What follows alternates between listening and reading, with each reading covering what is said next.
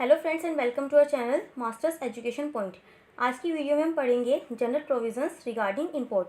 जैसे हमने इससे पहले पढ़ा था जनरल प्रोविज़न रिगार्डिंग एक्सपोर्ट, जिसकी लिंक आपको वीडियो की डिस्क्रिप्शन में मिल जाएगी कि हमें क्या क्या बातें ध्यान रखकर एक्सपोर्ट करना चाहिए। वैसे ही इंपोर्ट करते टाइम भी हमें कुछ बातों का ध्यान रखना चाहिए। तो चलिए पढ़ते हैं इसके बारे में। General provision regarding imports, actual user condition, capital goods, raw materials, intermediates, components, consumables, spares, parts, accessories, instruments and other goods which are importable without any restriction may be imported by any person. If such imports required a license, the actual user alone may import such goods unless exempted.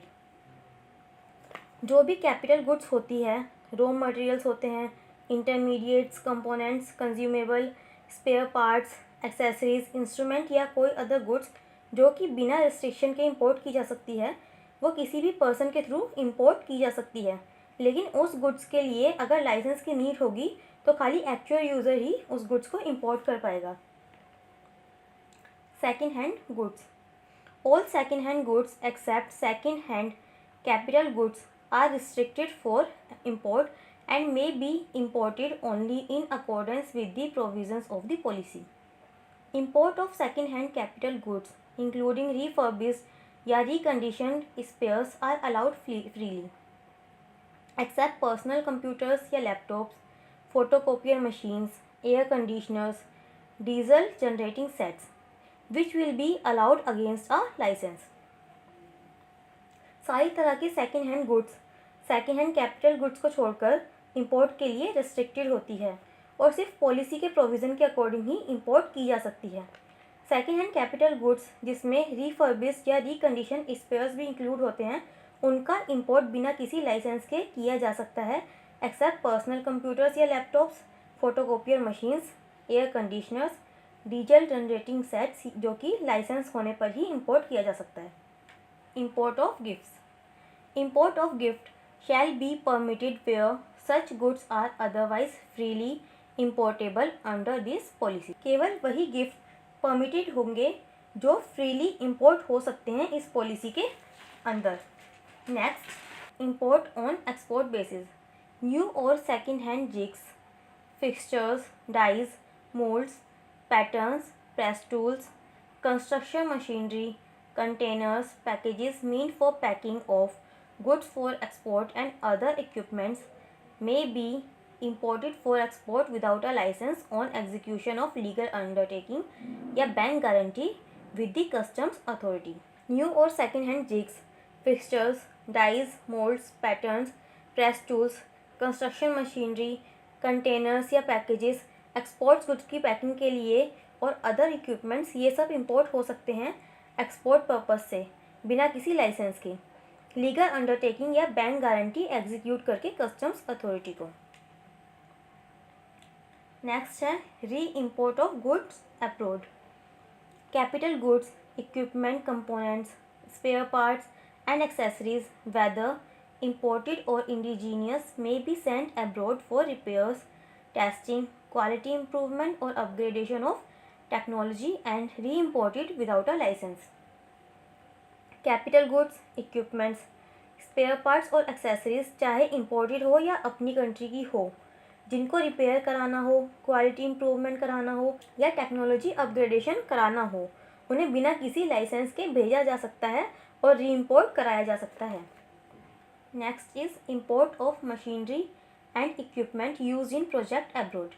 After completion of the projects abroad, project contractors may import without a license used goods, including capital goods, provided they have been used at least for 1 year. बाहर country में किसी भी contract के complete होने के बाद project के contractors उन गुड्स को बिना लाइसेंस के इंपोर्ट कर सकते हैं, जिसमें कैपिटल गुड्स भी इंक्लूडेड है, बशर्ते वो कम से कम 1 साल यूज़ हुई हो। Next, import under lease financing. Permission of licensing authority is not required for import of new capital goods under lease financing. Lease financing के अंदर न्यू कैपिटल गुड्स के इंपोर्ट के लिए लाइसेंसिंग अथॉरिटी की परमिशन की ज़रूरत नहीं होती। नेक्स्ट, ड्यूटी एग्जेम्पशन या रेमिशन schemes. These schemes enable duty-free import of inputs required for export production. Duty exemption scheme consists of पहला एडवांस ऑथराइजेशन स्कीम और दूसरा duty free import authorisation scheme. यह स्कीम इनपुट्स का ड्यूटी फ्री एक्सपोर्ट एनेबल करती है जो कि export production में किया जाता हो। ड्यूटी एग्जेम्पशन स्कीम में दो स्कीम होती है, पहली एडवांस ऑथराइजेशन स्कीम और दूसरी duty free import authorisation scheme. Next, export promotion capital goods scheme. This is a scheme which enables an importer to import capital goods at 0 rates of custom duty. Import under EPCG scheme shall be subject to an export obligation equivalent to 6 times of duties, taxes and cess saved on capital goods to be fulfilled in 6 years reckoned from date of issue of authorization. यह scheme enable करती है importer को capital goods import करने के लिए 0% customs duty पर, लेकिन जो बिज़नेस है वो एक्सपोर्ट ओरिएंटेड बिजनेस होना चाहिए। इस स्कीम के अंदर एक एक्सपोर्ट ऑब्लिगेशन होती है कि जितनी भी हमने इसमें ड्यूटी, टैक्स और सेस सेव किया है उसका 6 टाइम्स हमें 6 सालों में एक्सपोर्ट करना होता है। नेक्स्ट, पब्लिक या private bonded warehouses for imports. Such warehouses में be setup in domestic tariff area. Import goods except prohibited items, arms and ammunition, hazardous waste and chemicals may be warehoused. Such goods may be cleared for home consumption on payment of customs duty applicable at the time of clearance of goods. इस type के warehouses domestic tariff area में set किए जा सकते हैं। Prohibited goods, arms and ammunition, hazardous waste and chemicals को छोड़कर जो भी इम्पोर्टेड गुड्स है उसको वेयरहाउस में स्टोर कर सकते हैं।